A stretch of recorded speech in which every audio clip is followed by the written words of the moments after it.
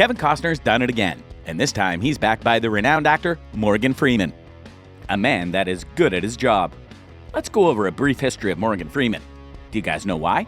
It just gives you the best reasons why Kevin Costner wants him and his team to feature in the Grey House movie. Morgan Freeman's road to a superstar. Morgan Freeman was born June 1, 1937 in Memphis, Tennessee, United States. He's an American actor whose emotional depth, subtle humor, and flexibility established him as one of the most recognized actors of his time. Freeman was one of the few African-American performers who continuously obtained roles that were not specially created for black actors over a career that encompassed multiple noteworthy performances on stage, in movies, and on television. As a young man, Freeman aspired to be a fighter pilot. Nevertheless, a term in the Air Force, 1955 to 59, proved unsatisfactory and he resorted to acting. In the 1970s, he continued to work on stage and starred as Easy Reader on the educational children's television show The Electric Company. Freeman's performances in the films Brubaker, 1980, and Another World, 1982 to 1984, as well as some positive reviews for his early 1980s theater work, led to more demanding film parts. Street Smart, 1987, in which he played a violent hustler, earned Freeman his first Academy Award nomination for Best Supporting Actor. He was nominated for an Oscar for Best Actor for his performance in Driving Miss Daisy, 1989, in which he recreated the part of Hokey after initially playing it on stage.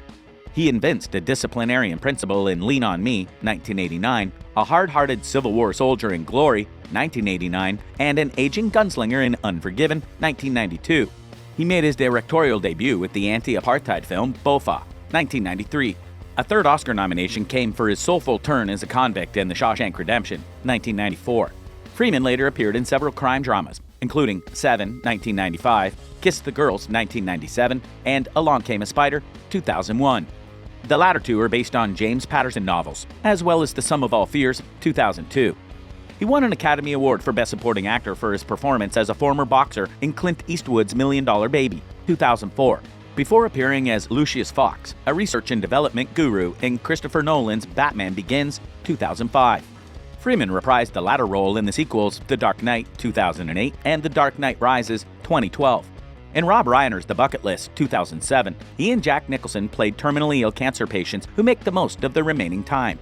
After nearly 20 years away from Broadway, Freeman returned in 2008 to play Frank Elgin, a gifted but depressed actor who has lost his drive to perform, in The Country Girl. He reteamed with Eastwood the following year on Invictus, a drama in which he played Nelson Mandela, who wanted to unite divided South Africa by backing the national rugby team's bid to win the 1995 World Cup. Later, Freeman played a former CIA agent in the action comedy Red, 2010, a high-ranking U.S. politician in the thriller Olympus Has Fallen, 2013, and its sequels London Has Fallen, 2016, and Angel Has Fallen, 2019, and a post-apocalyptic survivor in the science fiction adventure Oblivion, 2019. In Now You See Me, 2013, and its 2016 sequel, he plays a magician who exposes his colleagues' tricks. Freeman also appeared in the emotional plays Dolphin Tale, 2011, and its sequel Dolphin Tale 2, 2014, as well as The Magic of Belle Isle, 2012. In the buddy comedy Las Vegas, 2013, Freeman featured alongside Robert De Niro, Michael Douglas, and Kevin Kline. He later played a wizard in the Lego Movie, 2014, a computer-animated adventure in which characters and scenery were modeled by Lego toys. He also played an anti-artificial intelligence protester in Transcendence and a psychology professor in Lucy in 2014. Ted 2, 2015, a remake of the 1979 comedy about pensioners planning a bank robbery, and Just Getting Started, 2017, in which two competitors at a retirement community team up to save the woman of both their affections from kidnappers, were among Freeman's latter projects. Freeman later played the toymaker Drosselmeyer in the 2018 adaptation of Fyodor Ilyich Tchaikovsky's 19th century ballet The Nutcracker and The Four Realms. Freeman starred in The Comeback Trail, 2020, alongside Robert De Niro and Tommy Lee Jones as a crime lord. His credits from 2021 include the crime thriller Vanquish, the action comedy The Hitman's Wife's Bodyguard, and the sci-fi anthology TV series Solos.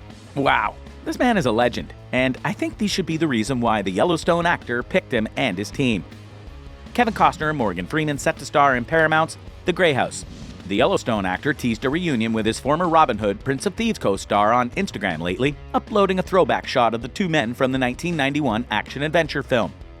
Alan Rickman and Christian Slater both appear. They're now collaborating to bring another historical epic to the big screen after 30 years, this time highlighting the role of women in the Civil War spy network. According to a time restriction report, Morgan Freeman and his Revelations Entertainment will be collaborating with Kevin Costner's Territory Pictures' Grey Home to the audience.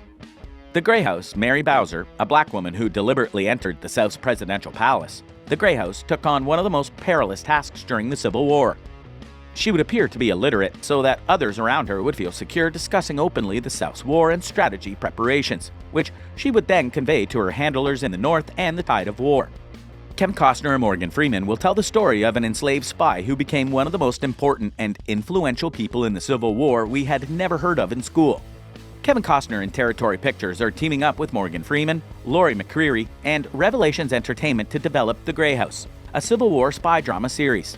The 6-hour limited series will explore the narrative of General Ulysses S. Grant's 3 ladies who helped the North win the Civil War. These 3 little-known ladies changed the tide of the American Civil War in favor of the North. A Richmond socialite and her daughter, a previously enslaved African American, and a prostitute create the Confederate High Command's first effective female spy ring. They put their lives and liberties on the line to help win the war and protect American democracy. Yes, please. This appears to be a fantastic historical Civil War series. I love history, and it's fantastic that the wonderful story of these 3 ladies will be told. Grief and Daryl Fetty, the author Texas Rising, and Oscar nominee John Sayles wrote the screenplay for The Grey House, Lone Star, and 8 Men Out. Roland Joffe, The Killing Fields, The Mission, Texas Rising, is set to direct the series, which will begin filming in the spring. Costner said in a statement, "The Grey House is an untold story of 3 amazingly brave abolitionist heroes of the Civil War, who just happen to be women. Having a passion for history, it's always personally fulfilling to share richly layered stories about America's unsung heroes. I'm delighted to join forces with my friends Leslie Grief and Morgan Freeman, with whom I've had great success to produce this important epic saga." Dan Cohen, Chief Content Licensing Officer, Paramount Global, added, "I'm thrilled to partner with our friends and industry legends Kevin Costner and Morgan Freeman. Their taste in material is second to none. Couple that with a chance to once again work with Leslie Grief, who developed and executive produced the Paramount Plus series hit The Offer. And this is a project we are very much looking forward to bringing to a worldwide audience." Freeman and his Revelations Entertainment partner Laurie McCreary said, "Morgan and I are thrilled to bring to life the story of Mary Bowser, who volunteered to be placed in the Confederate White House, aka the Grey House, posing as an enslaved person. She was thought by everyone to be illiterate, and so they spoke freely in front of her. And with her photographic memory, she was able to send battle and secret information to the Union Army and help turn the tide of the Civil War. Revelations are all about revealing truth, and this is a truth that needs to be revealed." The series, written by Big Dreams Entertainment creator Leslie Grief, will tell the narrative of numerous women who, by their determined and valiant efforts, helped the North win victory over the South during the American Civil War. An African-American lady who had formerly been a slave, a well-to-do member of Richmond society, and a prostitute made up the unusual trio of female spies. With their brilliance and chess-like maneuvers, the organization was able to operate in the Confederate-occupied South, spying on individuals in the highest command positions to achieve victory for American democracy. With Costner's expertise in crafting blockbuster movies focused on the Civil War, such as the multiple Academy Award-winning picture Dances with Wolves, the project is sure to be in good hands. Costner added in a statement released accompanied by the major revelation that working on The Grey House would be personally rewarding for the self-proclaimed history geek. Grief co-wrote the script with Daryl Fetty, The Offer, and Oscar nominee John Sayles, Lone Star. Roland Joffe, the Academy Award-nominated filmmaker of The Killing Fields, The Mission, and Texas Rising, will helm the project. Territory Pictures will be produced by Rod Lake and Howard Kaplan, with Costner serving as an executive producer. Alex Kerr of Big Dreams Entertainment will also produce the show, which will be distributed by Paramount Global Content Distribution.